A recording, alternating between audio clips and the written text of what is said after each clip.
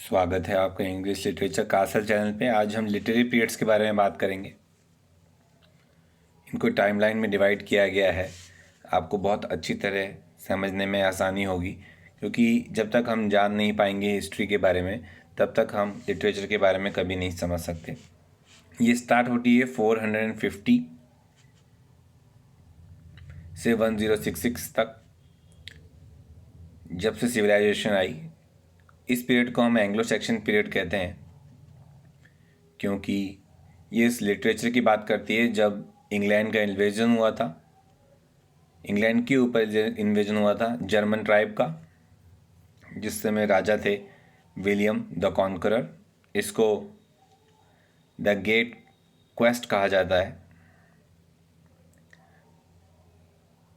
Anglo Saxon period को 1066 तक ये चला।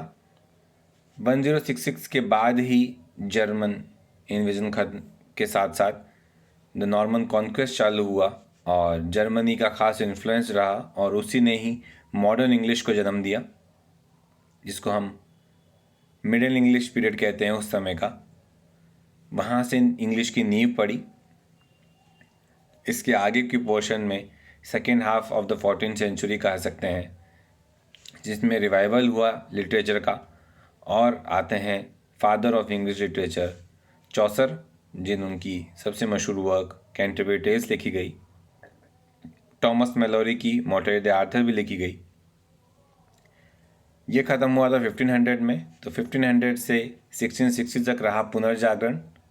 इसको 4 पार्ट्स में डिवाइड किया गया है। एक एक पार्ट को हम जानेंगे और समझेंगे।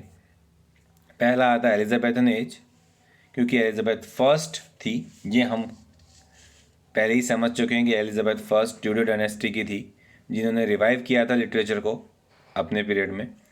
बहुत इंपॉर्टेंट राइटर्स रहे हैं उस टाइम में। नेक्स्ट आते हैं किंग जेकब, यानी कि जेम्स। तो जेम्स के नाम से ही जेकबियन एज का नाम रखा गया। इनके वक्त में भी काफ़ी अच्छे लिटरेचर को रिवाइव किया गया, क्योंकि ये रेनेसेंस पीरियड इसलिए कहलाता है क्योंकि सभी में आया रिवाइवल। उसके बाद आता है कैरोलिन पीरियड। इसमें भी लिटरेचर को रिवाइवल मिला। कैरोलाइन, ये चार्ल्स फर्स्ट के नाम से कैरोलाइन शब्द निकाला गया है, और इसी से कैवेलियर पोइट्स नाम रखा गया, जो पोइट्स राजा को खुश करते थे। इसके बाद राजशाही चली गई, डेमोक्रेसी आ गई, और उसके लीडर थे ओलिवर क्रॉमवेल। रेनेसेंस पीरियड का पार्ट है ये, जिसमें जॉन मिल्टन जैसे महान पोइट रहे हैं। एंड्रू मार्वेल भी उसमें ही है। नेक्स्ट आता है नियो क्लासिकल पीरियड। इसको भी हम 3 पार्ट में जोड़ सकते हैं। एक एक पार्ट की डिटेल में जाते हैं। फर्स्ट आता है रेस्टोरेशन। जब डेमोक्रेसी ख़त्म हुई और राजशाही वापस आ गई, उसी को रिस्टोर किया गया, राजा बनाया गया एक आदमी को, इसलिए इसको रेस्टोरेशन पीरियड भी कहा जाता है।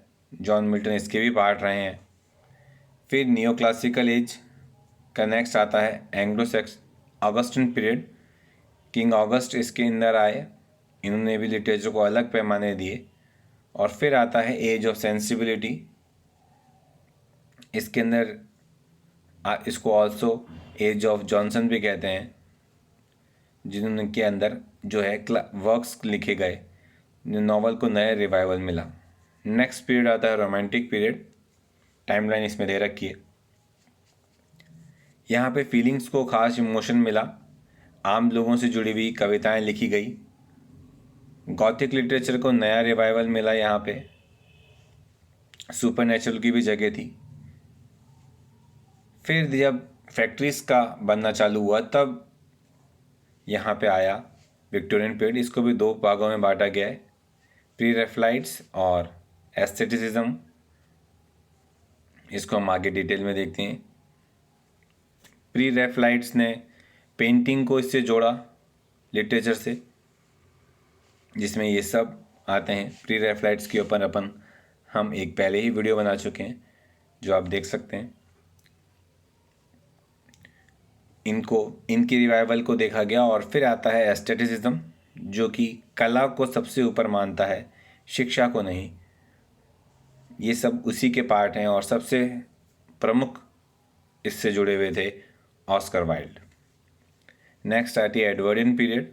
ये किंग एडवर्ड की थी। यहाँ पे साइंस और टेक्नोलॉजी को अलग पैमाने दिए गए। G.B. शॉ हो, H.G. वेल्स हो या जोसेफ कॉनरैड, बहुत ही वाइड लिटरेचर आई। नेक्स्ट आता है Georgian period. King George fifth का ये रेन रहा है।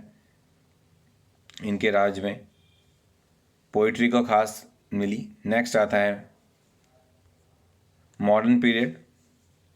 इसके वर्क के अंदर वर्ल्ड वॉर फर्स्ट की झलक मिली। पहली बार दुनिया ने वॉर देखी, क्या हालात रहते हैं, और उसके बाद लोगों का ध्यान जो है वो अलग तरीके से चला गया, एब्सर्डिज्म की तरफ चला गया। एब्सर्डिज्म के ऊपर हम पहले ही वीडियो बना चुके हैं, आप जाके देख सकते हैं।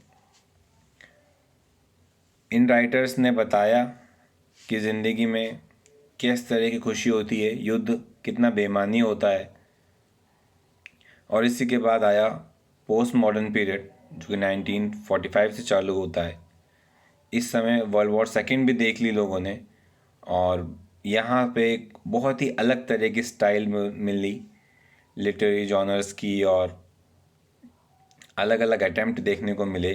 ब्रेक फ्री होना चाहते थे, बिना किसी खास पैमाने के लोग करना चाहते थे। आज के लिए इतना ही। सुनने के लिए बहुत बहुत धन्यवाद।